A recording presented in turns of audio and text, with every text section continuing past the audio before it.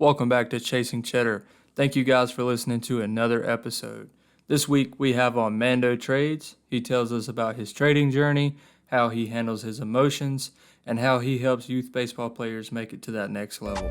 This is a great episode. I hope you guys enjoy it. I've been a rich man and I have been a poor man, and I choose rich every fucking time.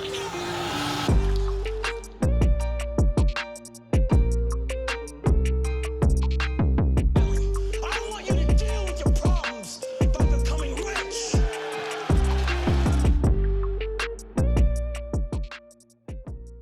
What's up, Chasing Cheddar listeners? We're back with another episode. We have Mando on the podcast this week. He's a trader, investor, and a order flow king. How we doing, Mando? How's it going, guys? Thanks for having me on. Man, we'll just start it off. Just tell us a little bit about yourself and how you got to kind of where you are today. Yeah, sure. So I live in New York. I really, to be honest, had no intention on ever, becoming a full-time trader or anything like that. I did a business undergrad, went back to school, didn't know what I wanted to do, so I actually got my master's in education. Still didn't really know what I wanted to do, but throughout that process, I was actually working in the school. And to be honest, it was really tough work. I think the teachers kind of get the short end in a lot of things. But um, so, during that time, I was looking into just other ways to kind of generate some money. And, I was like, there's got to be a way to, shorten this. I don't want to be doing this for, 40, 45 years. Like, that's the conversation everybody who is just graduating college, figuring out what's next. I'm sure they all have that conversation with themselves. But so, little by little, I mean, this started, 2018, here and there. Obviously, didn't have much money because I was, you know, uh, just, in graduate school. Like, I just got my first job, wasn't making a lot of money, but I was, slowly starting to learn the process and, kind of how to go about it. But it really has evolved over time. And I think, finally being able to work from home starting in 2020, that kind of allowed me to take that next step and bet on myself a little bit. So, of course, you get a little lucky with the time. Everything decides it wants to crash. That's when I went in with, quite a bit of money. And, that was me thinking that I'm going to create, a long-term portfolio. Well, it turns out that I said, screw that. And I started trading around that. And, it put me in a really nice position. A couple of plays that I took throughout that time really just blew up, and it really helped my account. So that kind of gave me that next little nudge, and of course I had good people who were, telling me at the same time, like, yo, don't take it for granted, like, actually learn how to do this shit, because if you don't, you're just going to lose all your money that you just made. You're all happy about it, but if you don't do the right things, then, it's going nowhere. So I took their advice, I learned, and just like everybody else, I took my L's. I took a beating here and there, but it got to a point where I was much more consistent. And I figured, what, do I go back and teach another year, or do I just go at this and kind of take a chance on it, if you will? I was doing okay on money. I was more than fine, and so I took the chance. And honestly, it's the best decision I ever made. I mean, the investment in yourself has got to be the best investment you can make. And at this point, I just really, couldn't be more happy with how everything shook out. I mean, it's still kind of crazy to me that, just a couple years ago, I really had no idea that, trading was to this extent. I did have some experience, just, little like stock market games where you paper trade in, your senior capstone in college or your senior year economics class in high school. But, I didn't know it was to the extent where I could be in and out in a minute and, pull $100 or something like that. So, as time goes on, your perspective changes. And again, I'm just, I'm really happy that, things have worked out the way they have thus far. Hey, so Mando, what were you teaching? Yeah, so I was a secondary, so this was grade 7 through 12. I had certifications in social studies and special ed. So when I was in grad school, I actually was just a special education, teacher's assistant. Right. And then, once I finished the master's, it was 1 year where I was teaching, seventh grade social studies. It was, politics slash economics. Oh, so it was always destined to be Mando trading. That economic side of you was always itching. Yeah, you know what? I mean, I again, it was just with the market. I was always interested in companies and things like that, but I just didn't really. I never thought like trading was like something that people actually did. I knew it was like, oh, you take some, you buy it here, sell high, maybe a couple months down the road, but I never really thought about like that intraday, really until probably a little bit right before COVID, and that's when I started to like buckle down. And I'm glad I missed, I would have been caught in that knife big time if I started just a couple weeks earlier. But it was like January of 2020 where I was like, okay, I see all these people on Twitter talking about it. At this point, I didn't have, my burner Twitter account. I was going on my regular Twitter account, but I was trying to like message, some of these like, large account people, and no one ever answered. So I was kind of just like, going at it myself in like the penny stock world and stuff like that. But yeah, I saw some people who were just like buying and selling just a couple hours apart, and I was like, oh wow, like that's a thing. I just and never really thought about it, but I always was interested in companies and growth and making money in different ways. Just not to this extent. Yeah, definitely. Who were those guys at the time? Because I know like back then it was probably like less saturated than it is now. Yeah. So I don't. And I don't mean this in like a a disrespectful way, because obviously answer me, but like it was like Stan the Trading Man. The Rock Trading was around for a long time. Zach Morris was around for a while. Like those were the people who, me being just like everyone else, you see the large following account and you instantly, you think that generates credibility right off the bat. So you want to ask those questions. And I was really starting, I knew a little bit about investing, but again, like just the intraday trading and the setups and things like that, I never knew about, and that's what I was asking. And a lot of the time, I understand. I mean, I do answer all my DMs, but there are a lot of times where some of them get buried for a couple of days because you get all these bots, trying to steal your crypto and stuff like that. So, I mean, I get it, but but it was just different because it wasn't as like popular, I feel like, as it is now, where there's so many accounts now that are over like 10,000 followers, where back then I mean, it could have been that big, but I was not aware of it. Like we've talked on the side a little bit too, and we joke a little bit on Twitter about baseball, man. Yeah. So you played college baseball, correct? Yes, I played. Actually, I played 5 years of college ball. I used my red shirt, so my sophomore year in college, I dove for a ball in the outfield, and this is Northeast baseball, freezing cold. I dove in the outfield, and rather than sliding, I just got stuck in the mud, and I popped my rotator cuff, and I broke a couple of ribs. So that canned my sophomore season early, but again, it gave me like that extra life that fifth year when I went back for grad school, because coming out of college, I really had no clue what I wanted to do, and I definitely did not want to be sitting behind a desk, which is ironic because now it's different, but I actually like this kind of sitting behind a desk. um but it kind of gave me a little second life almost, and like gave me some more time to really just like figure myself out and figure out what I wanted to do for the rest of my life. So maybe a blessing in disguise. I mean, the story is still incomplete, so I guess we'll see. Yeah, man, that's exciting. So like with like you being so competitive, I assume you played baseball your whole life or played sports your whole life, man. So like coming out of baseball, like did you still have that competitive side to you, or were you like looking to compete and then kind of like like for me, like leaving college baseball, I'm still super competitive, and maybe not in like a team aspect, but like competitive against myself. And I find like trading to be that it's more competing against myself than it is anything. You nailed that, dude. I mean, completely.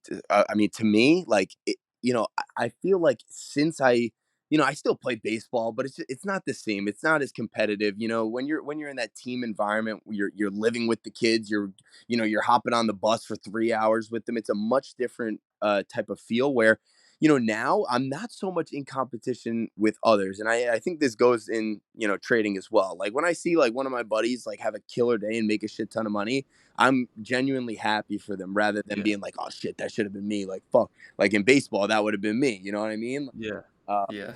but it's different, and now it's more of like a competition between the ears where it's just your thoughts versus a computer in a sense. I mean, that's how I feel, and I do like that competition because now early on I would be beating myself up over maybe a stupid trade. I didn't follow like any risk management. I lost more money than I wanted to lose on a certain trade. Whereas now I'll take an L more often than not. I don't let them get out of control. I do have some self control at this point, but I take the L, and then instead of me beating myself up over it, I'm just like, F it. I'm going after it. Now I'm getting the next one, and I'm gonna make this back real quick. It's just a different mentality that I guess, through time and just experience it, you just build it up. So yeah, but I definitely crave the competition. That's something that even in high school, I had my high school baseball coach telling me, oh, like, don't play basketball, don't play football, just focus on baseball. And, maybe it could have helped me in some sense, but it was just that competitive, I needed that competitive atmosphere, like always. So even though my basketball team sucked and my football team sucked, I still wanted to be out there, doing some sort of competition. Hey, so what were your steps to like, mastering it? Were you like reading books at the time? Were you watching YouTube? I don't know if I could even say I'm really a master. I mean, one thing I will say is, Well, yeah, I do feel that the whole like, we're always learning, but at least mastering as like, staying profitable. no, totally. Yeah. I mean, and you know what? I think the biggest attribute that I have is just, you know, I'm able to adjust. And this is something that, Chris, it's going to resonate with you. But as like a baseball player, you need to be able to adjust on the fly. I mean, that is inside that's one at bat, you need to be able to adjust to be successful. And that's something that I think I'm pretty good at adjusting. So like I said before, when I first started, I was trading freaking, um, I actually started. I was buying like one or two shares of Apple, holding it for a couple weeks and hoping it went up. Then I went to the penny stocks. Then I tried the OTCs. After the OTCs, I went back to like the SPAC mid caps. Then I finally got into options, and that's something where I was like, okay, I can be consistent with this. But now how am I going to trade these options? So I was swing trading options. That worked well for a little bit, and then it started to not work. I then jumped out and I was like, okay, I guess I got to, try and get better at scalping these options. Now, I mean, if you guys check my Twitter, I'm in plays for sometimes 2 minutes and I'm up like $100 and I just take it. So I just the ability to kind of adjust on the fly, I think is one of the most underrated skills in trading because when I first started trading, you guys know as well. I mean, when I was day trading, at least, I mean, you could just buy anything. You could get knifed on the next candle and still finish up the day like 20%. Now it's much, much different. Um, the stakes are a little higher, obviously. Like one tweet, one thing said on the TV, like it could change the whole course of the day.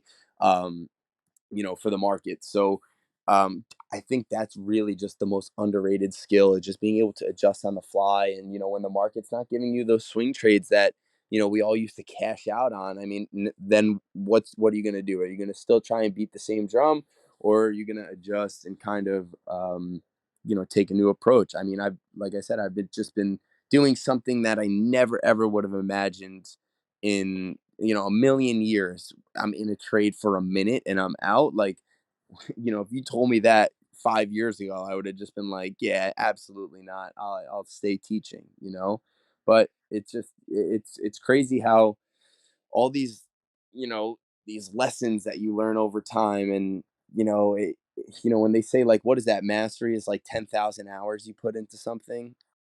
Yeah, I mean, I think like once you get to, or I don't know if it's exactly 10,000 hours or not, but once you get to a certain point, like you you actually have that like aha moment where okay, I can do this. I just know I can't sit here and, sit with that same mindset set over and over again. I have to adjust with what is kind of just being given to us, or I'm gonna be dead. You know?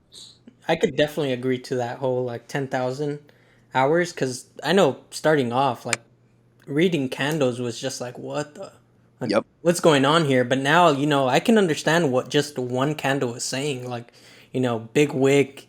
Oh, okay. Well, it looks like sellers, or, you know, the story has changed after viewing the chart 8 hours a day, 10 hours a day. Oh, absolutely.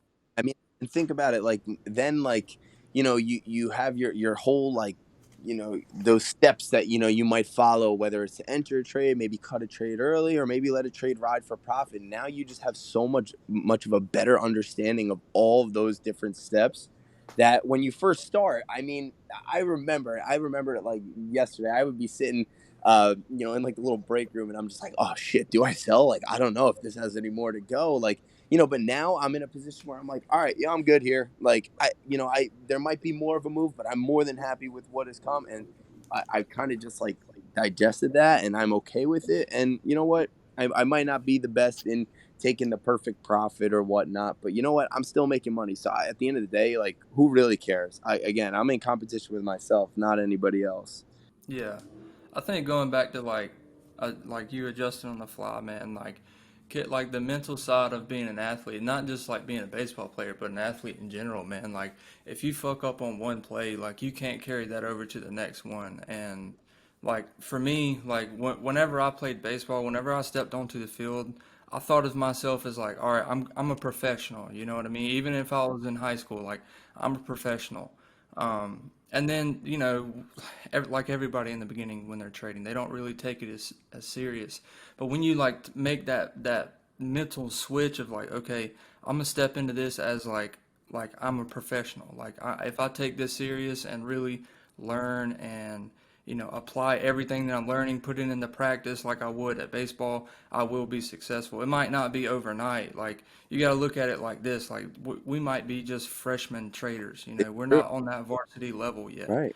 No, and that's why So I'm always very curious to hear from, people who may have been trading for, 15 years, who have gone through, this type of market. I mean, of course, they're not exactly the same, but they're similar. So I'm always trying to pick the brains of those people. Like, I think that's another thing. Like, you kind of have to be, you might be the most having so much success, but at the same time, you need to be super humble in that, you can't think you know it all, because when you do, that's when you get burned. And um just kind of going back to what you're saying before, but like, some people might not be happy that I'm saying this, but if it really, the secret sauce to me is just time. You just have to put in the time, and you have to, not, and I'm not just saying like, oh, just watch YouTube videos all night. Like, watch it during the day as much as you can. I know people work. I know this, that.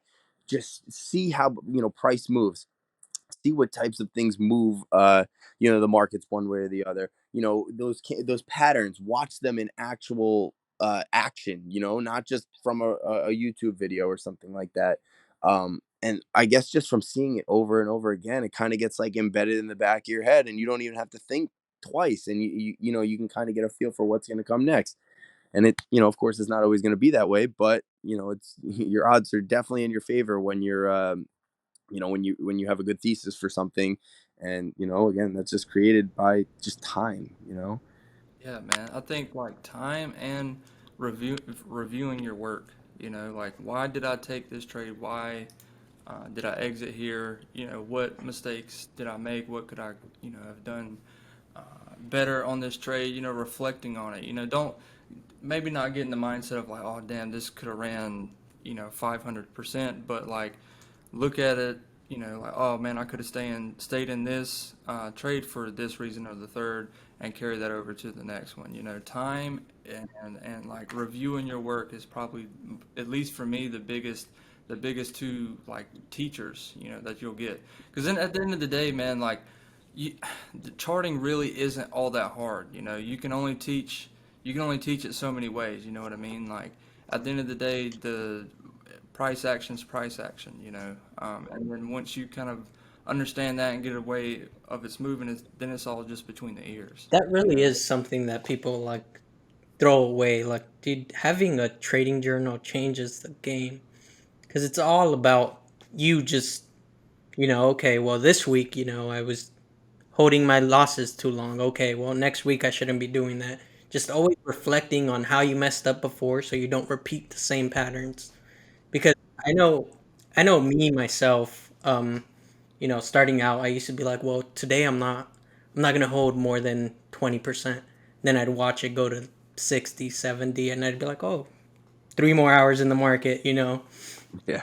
Those good days where you're just watching it go to 99 loss. You're just like, Yeah. Jesus. Yeah. Know what? Obviously it sucks, and one thing just to expand on that, especially during the day, like I make jokes about it, but when I'm trading like individual equities, like I if I lose on a trade, I just you know erase it off my trading view list, and I'll re-add it backward and back later, and go over it, and maybe what happened, or maybe you're right and it just didn't work out. You know what I mean? Like that happens. So some like I just don't want to do that during the day, because then one, when that sits in your head, just bad vibes, and you don't need that. I think it's hard enough already. Just wait until the end of the day and go back over it. But it is tough because the whole like no emotions while trading. I mean that, like, I get it. Like, don't marry the stock, but it's impossible. We're humans. Like, we're not robots. It's very hard to just have no emotions, right? Um, Mm-hmm. you're gonna feel it if you go down more than you want to go down. You're gonna feel that. It's just the human nature. Or if you go up a shit ton of money, you're gonna feel that euphoria, kick into your body. So the best thing you could do really is kind of just to do your best to kind of curb that. It's just like, it's kind of crazy. I don't know how you feel about it, but like when people say like, oh, you can't have emotions, when trading. Like, I get, like, don't marry a stock, don't fall in love with it, don't, this, that, but like, when real money's involved, like, you feel that. I mean, no matter how much money it is, like, I'm pissed if I lose $50 on this scalp still. But it's just human nature. I feel like you can't really like knock that out completely. Oh yeah, like I would. I mean, emotions are going to come into play either way. Like one of my rules is like if I have two red trades, I'm done. If I have three green trades, I'm done. Yeah. I try to keep the wins. Like if I have three great trades, like I'm not going to let it get that. Not going to let it get to my head. Just move on, close the computer, dust the hands off, and move on for the next day. But yeah, like absolutely, man. Like especially when you're full time and you're doing this for an income, Oh, my. then like emotions are like, I mean, they're even more ramped, I would say. Oh yeah. No, it's just much different. And since this will be, I'm one full year in. This is month 13 of my full-time journey, if you will. I mean, I coach baseball, I do other things, but as a main source of income, this is where my head's at. And I've noticed that it's just crazy, because back in 2020 I'd be throwing like $10,000 at these like stupid ass penny stocks. Now I rarely keep over $10,000 in my trading account. If I'm trading more than that, it's probably not a good thing. I just try and make a couple $100 a day. That's more than fine.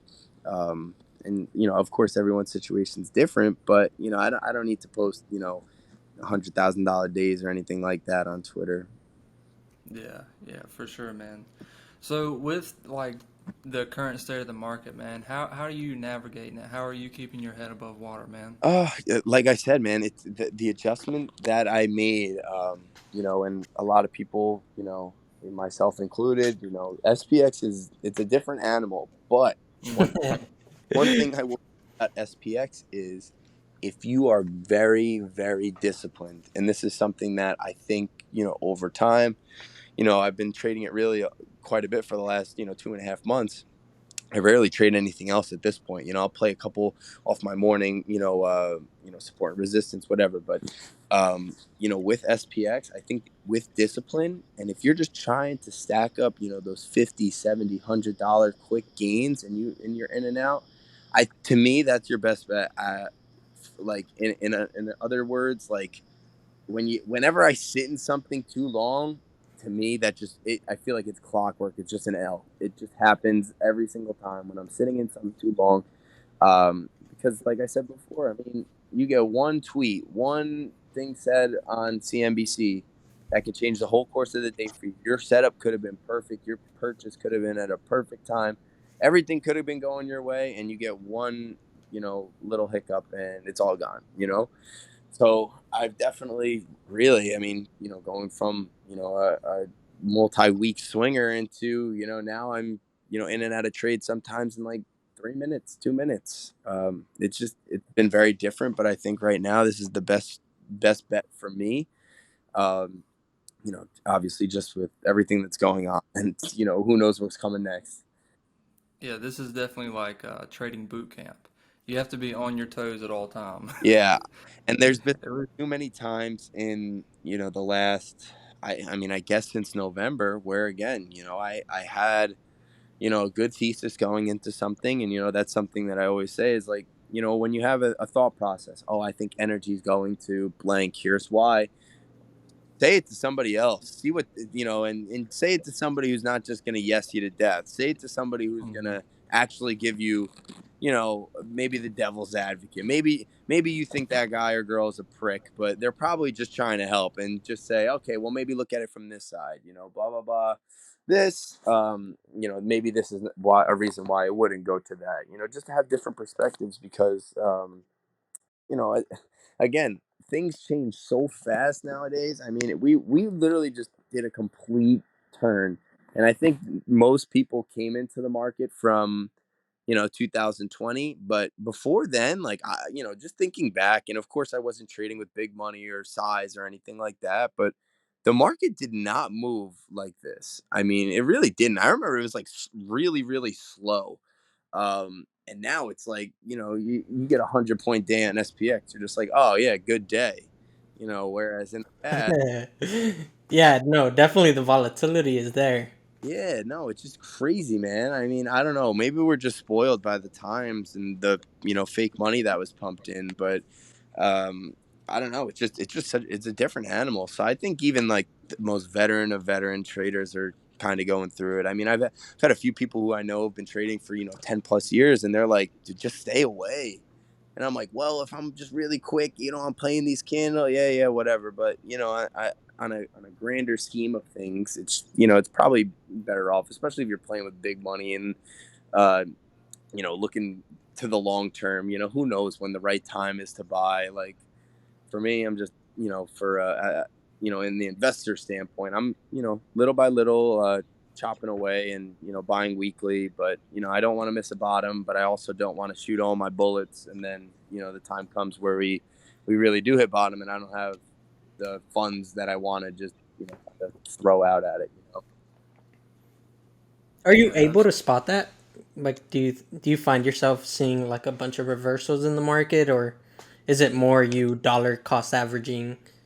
Oh yeah, so from the investing standpoint, to be honest with you, I'm literally just buying weekly. So, I sometimes I do switch it up. Like if I see that we have like a terrible, terrible day on like a Wednesday afternoon, maybe in the morning on Thursday, or I'll wait and see how things shake out after that first like 15, 20 minutes, and I'll buy in. But I'm really holding myself. So I started out just throwing like $70 in weekly. Then it got up to $100 weekly. And I'm also, I buy some crypto as well, like just buying here and there, and then when you get that Ethereum spike back up to 2000, you could trim some and play it that way. But do I know when the bottom is? Like, no, I have no idea. Like I use my my charting skills and things like that to try and give myself the best the best chance at catching a bottom. But I mean, it's just really unrealistic to think like that. And you know what, I'll just buy now, and when I'm ready to take out that money in that investment account, I'm hoping that it's much, much more, maybe 30 years. so your morning prep work, what does that typically consist of, or is it like the night before? What does your process look like getting Yeah. ready for the So, day? after the market closes, I do like recap on little things here and there. But at night, I that's when I do most of my work. And then if we do get a morning gap or something like that, then the mornings suck, and I have to do more than I want to do. But so essentially, I mean, I like you, Chris. I mean, I always identify like key levels. Um, and I kind of one of my buddies had like an algorithm coded so that it kind of cuts out that time where I would sit there charting these things. It's done for me, so that helps quite a bit. So really, what I'm doing is I'm just trying to identify plays that I feel that are currently trading in between, a really large, support and resistance, and which is going to give me the best chance of, a break either way. I'm going to get, a big move, just based on, that strength that it's showing in the support and resistance. So, those are the plays that I'm trying to identify. Since I started just, really scalping, I've kind of tried to throw like out that the bias that we may have, like I may think the market is going to go to 3500, but I don't need that in my head right now because it's not going to happen today. So I got to just play what's in front of me, and I think that's something that's also helped with my success rate over the last month, 2 months, doing this. What I've been seeing is like, man, this the setup could be right there in front of you, and like you could be looking to go short, and it's a tweet, and then it takes off, or vice versa. Like you think like we get quote unquote bad news, but no, bad news now is good news, and you say, oh, inflation's like 8.5%, and then it takes off. It's like Jesus Christ. Right. No, but you get it in your head and you're like, okay, so inflation is, whatever you say, 8.5%. That's not even taking into consideration energy or food. So it's probably higher. Yeah, People are definitely hurting out there. And I'm not just talking market, I'm just talking like overall. Like, so you get that in your head and you're just like, the market shouldn't be going up, right? But I tried to do that, and the worst, it wasn't really a month, but it was about 2, 3 weeks. Was the end of March when I think this was right around the time of Ukraine. We just dumped. We were really in the dumps, and then we went from like I don't even know what it was. It was like 380 to like 430 in like 5 days. During that mm-hmm. time, I had so many puts, and I was just getting my ass kicked. And I'm like, all right, look, I could be right, and I might be right. And a couple months later, I was. It ended up going back down lower, but when you don't buy that much time on your contracts, you can't play that like long term macro like theory on it because you should really just be focusing on the day to day price action. So Yeah. I try and keep that like bias out as much as possible, despite everything you hear on TV. Like they say these crazy things, but it's like okay, that's not happening right now. So let's throw that away. We'll worry about that later.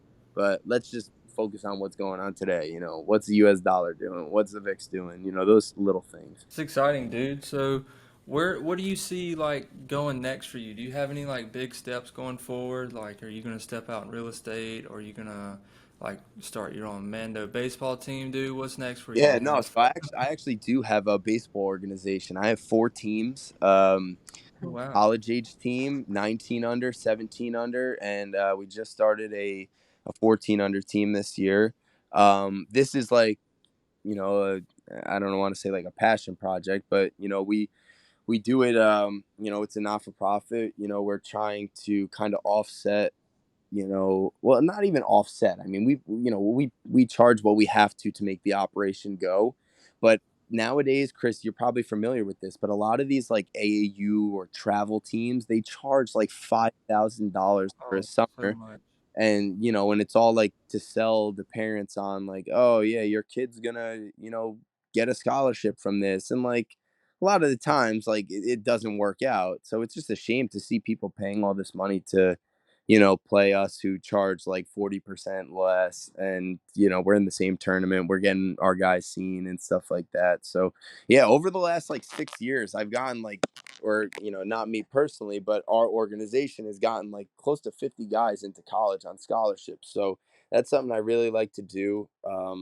Maybe it's good karma, I don't know. Yeah, man, that's really cool. We have a guy in Savannah down here Yeah. that kind of does that. Yeah, dude, that's super awesome, man. I do a little personal training on the side, Nice. and I work with this guy who just committed to Mercer. Um, Nice. and yeah, dude, it's really cool, man. It's like seeing the kid.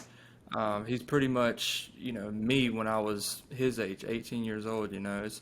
It's cool. It's like, man, you have no idea how fun your life is about to get. Yeah, You no, know. exactly, man. And it's kind of giving them like a, kind of a sneak peek, and maybe the mistakes that we made, whether it was on the ball field or maybe it was going out on a night we should have just rested our body or something like that. Like giving them that, will they listen? Who knows? But just it feels good to kind of give that, knowledge and experience to somebody, and help them out down the road. I mean, I would love to get into real estate too. That's something that I'm probably going to wait a little bit on, but I that's definitely something I want to get into.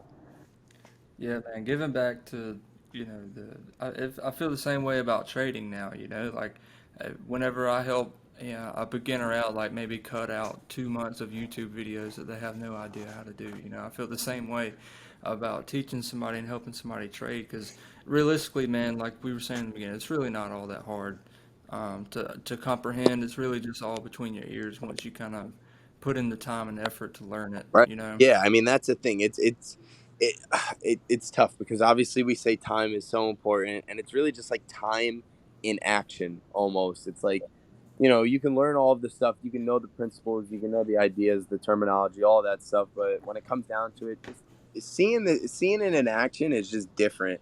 And I to me, that's just the best way to learn. And it sucks because a lot of people are under the impression that they could just hop right in and make a shit ton of money and then be out. But that's just not realistic. It's for you know it's kind of having like bad expectations almost. Like that's just not how it works. If it did, it would be great.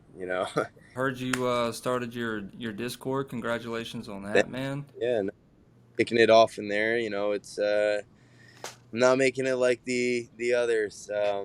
This is just education. I'm just in there, just kind of talking it out and just kind of giving my own experiences rather than the alerts and stuff like that. I just don't think they're sustainable because again, I was in that position as well.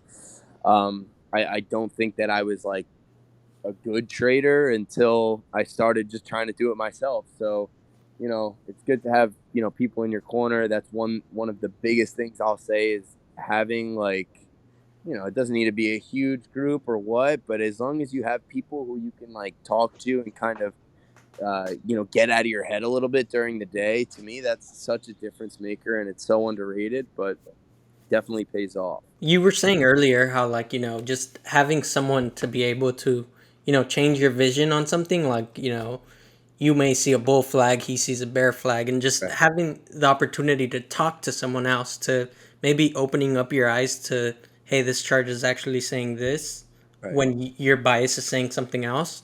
So I think, like, just being in any Discord is amazing for any trader. So yeah, definitely congratulations for you. Thanks, man. Yeah, no, I'm with you on that, man. It definitely, it just, and it's not like when you win on a play that you generate your thesis for or whatever, you enter the trade on your own. It just feels so much better. And honestly, like that is always just like a driving factor for me. It's like, oh shit, I killed that. Like, let's go on to the next. Whereas, like I've just been in so many like go back 2 years when you're listening to somebody on Twitter or something like that, and you lose, and like they don't give a shit about your money. Like of course, like people with a good heart are gonna be like, oh fuck, I fucked that one up. Sorry guys, but like really, like do they care about your money? Probably not. So I'm always like, yo, just learn how to do it. We could talk. Like I want everybody to be on like that same type of level where we can talk like that next level stuff. Like, okay, where do you think what energy's going here, or what do you think about commodities heading into the fourth quarter? Like, I would love to have a big ass group of people who are just like really educated in that. Um, and that's just really how you get better. I mean, like, I'm not perfect. I'm glad that things have worked out up until this point, but I got to get better too. Everybody should. I mean, it never really stops. So, um, it's always good to just have people you can talk to about this stuff. Yeah, I tell people in my group as well. It's like, we may put alert, but I don't want you to just get in because of our alert. I want you Right. to be like, "Oh, well, he's looking at this. Let me see if I can spot it also." Right. Like, you're And Your that's at biggest that jump level. in sorry. Yeah. Your biggest jump in trading is you not taking alerts. You trusting yourself enough to Yep. make a trade and not you trusting this guy over here because he has a fucking Discord group. Like, no, that's not how it works. It's you learning yourself and how you trade. So just jumping out of those alerts is, I think, amazing. Oh no, I'm with you completely. I totally agree with you on that. And you know what? I think that's like that next level, and that's what I strive for is to have a group where people are like, seeing like, oh, I'm thinking about taking this, and then you get another person who says, oh, I'm actually thinking about playing on the other side. That resistance was strong before, blah blah blah, whatever it may be. Like those types of conversations, to me, that's the next level. That's the level that I want to get to, where you have a bunch of people discussing this type of stuff.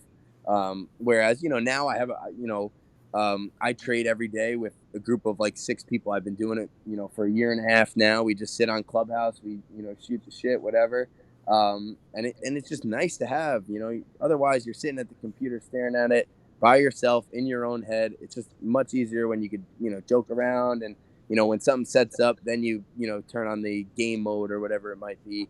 But I can't just take it too seriously. That's why I just like clown around on Twitter and stuff like that. Like when it gets too serious and it feels like a job, that's when I don't want to do it anymore. Yeah, exactly. The whole point of doing this shit was not to have a job anyways, it was to Exactly work for right. yourself. No, exactly right. You can't take it too seriously. I mean, you know, um, that's why like my main goal is really just like, I've met some awesome people, doing this over the internet. Never met half of these people in person, but they're awesome people. We talk all the time, whether it be about sports, market, you name it. That's just like, it's, I guess, the new world where we can communicate with people all over the place. But it's crazy to see how many good people there are out there. Not everybody's what you see on TV. Yeah, it's amazing having this community. Like, imagine trading and you'd have to sit right there at the stock exchange, like just screaming out, throwing your papers, like, yeah, I got it. Calling them in, I know. Oh, technology. I mean, technology, for better or worse, it's definitely, in my opinion, made trading much better. I mean, the stuff that they pull behind the scenes, maybe might hurt a lot of people, but overall, I mean, we wouldn't have the same opportunities if we weren't able to access this all from our phones. Not everybody would do it if that was the case, and I think again, long term, I mean, like, what do they say? Like, just buy the S&P 500 and come back in 30 years, whatever it is. But like a lot of people don't know about that, and that's it's kind of sad.